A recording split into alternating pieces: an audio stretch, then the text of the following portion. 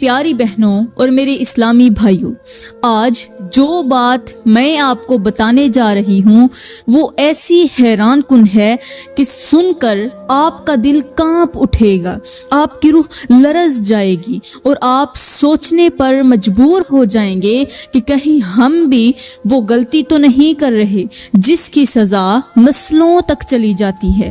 آج کا ہمارا بیان ہے کہ عورت کے 3 نازک حصوں پر بوسہ دینے سے کیا ہوتا ہے۔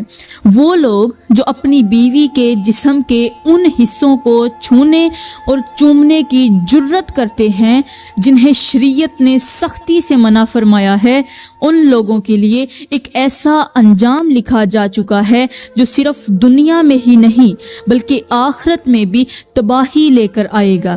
اگر ایسا کیا تو یاد رکھنا اللہ ناراض ہو جائے گا، اور جب اللہ ناراض ہو جائے گا تو اس کی رحمت کے فرشتے بھی تم سے ناراض ہو جائیں گے، اور جب رحمت کے فرشتے ناراض ہو جائیں تو رزق بانٹنے والے فرشتے بھی خفا ہو جائیں گے، اور جب رزق بانٹنے والے فرشتے خفا ہو جائیں تو سمجھ لو پھر تم تو کیا، تمہاری نسل بھی تباہ ہو جائے گی، گھر کے اندر سے سکون نام کی چیز ختم ہو جائے گی، بچوں کے نصیب سے برکت مٹ جائے گی، پریشانیاں تمہیں گھیر لیں گی اور شیطان تمہارے دل اور دماغ پر حاوی ہو جائے گا۔ یہ وہ راز ہے جو آج آپ کے سامنے کھلنے والا ہے، اور اس راز کو جان کر آپ چونک جائیں گے۔ میرے اسلامی بھائیوں، جب انسان اپنی حدود پھلانگتا ہے، جب وہ نفس کی پکار کو رب کے احکام پر ترجیح دیتا ہے، جب وہ شرم اور حیا کی چادر کو روند کر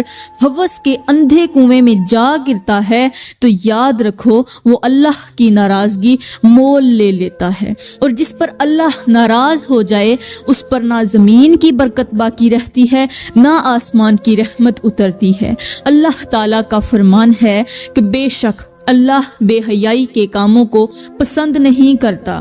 معراج کی رات جب میرے نبی کو آسمانوں کی سیر کروائی گئی تو کچھ ایسے لوگوں کو بھی دکھایا گیا جن کے چہروں پر آگ کے شعلے برس رہے تھے، ان کے جسم سڑ رہے تھے، چیخیں نکل رہی تھیں۔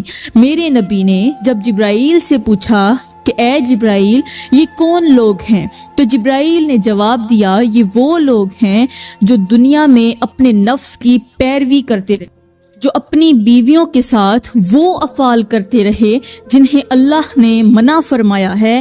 یہ وہ لوگ ہیں جو حلال کو چھوڑ کر حرام کی راہوں پر چل نکلے تھے۔ میرے اسلامی بھائیوں، آج کا بیان بہت ہی خاص ہونے والا ہے۔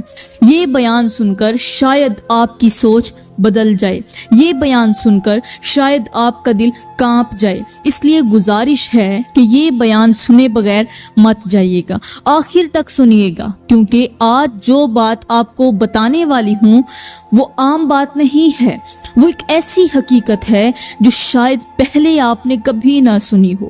میرے اسلامی بھائیوں، یہاں پر میں تمہیں لوط علیہ السلام کی قوم کا ایک سبق آموز اور عبرتناک واقعہ سناتی ہوں، اور پھر اس کے بعد ہم اپنے آج کے عنوان کی طرف جائیں گے۔ کہتے ہیں کہ حضرت لوط علیہ السلام کی جو قوم تھی وہ اس قدر فحش کاموں میں لگ گئی تھی کہ جن کاموں پر فرشتے لعنت کرتے ہیں وہی کام لوط علیہ السلام کی قوم نے کھلم کھلا کرنا شروع کر دیے تھے۔ یہ لوگ ہوس کے پجاری بن چکے تھے، جن کے دلوں سے حیا تو ختم ہو چکی تھی، اور جو اللہ کی بنائی ہوئی فطرت سے بغاوت پر اتر آئے تھے۔ یہ صرف عورتوں کو ہوس کا نشانہ نہیں بناتے تھے بلکہ نوجوان لڑکوں کو بھی عورتوں کی جگہ استعمال کرتے تھے، ان سے لطف لیتے تھے، ان سے مزہ لیتے تھے، جس طرح ایک شوہر اپنی سہاگ رات بیوی سے لطف لیتا ہے۔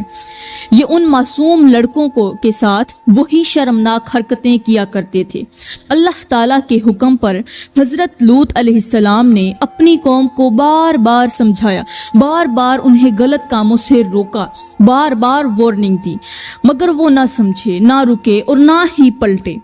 اور پھر وہ دن آیا جب اللہ کے عذاب نے ان پر آخری فیصلہ سنا دیا۔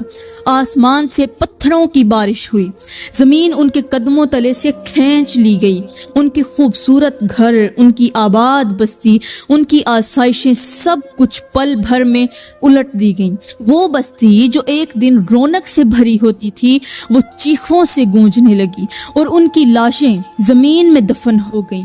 اللہ کی لاریب کتاب نے ان کے انجام کو قیامت تک کے لیے مثال بنا دیا۔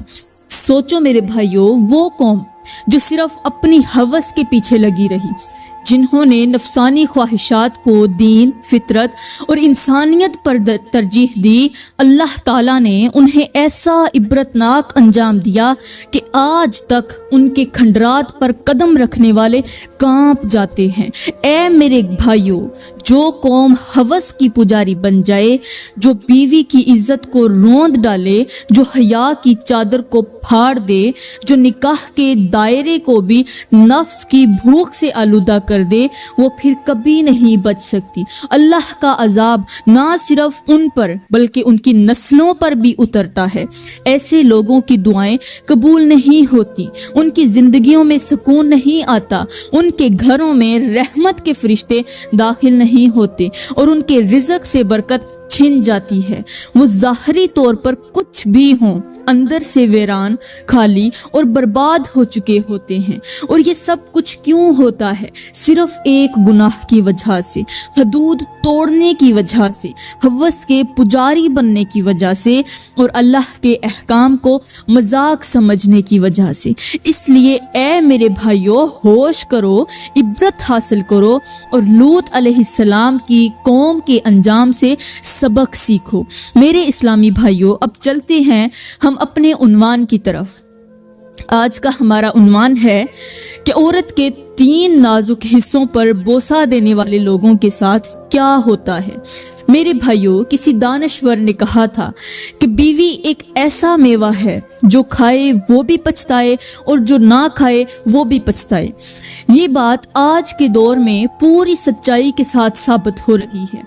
غور کریں، آج کے نوجوان جو ابھی کنوارے ہیں، ان کا سب سے بڑا خواب یہی ہے کہ جلدی شادی ہو جائے تاکہ بیوی کے ساتھ لطف اٹھا سکیں، محبت بھری زندگی گزار سکیں۔ مگر جیسے ہی شادی ہوتی ہے، خواب بکھرنے لگتے ہیں اور پھر وہی لوگ کہتے پائے جاتے ہیں، کاش ہم نے ابھی نکاح نہ کیا ہوتا۔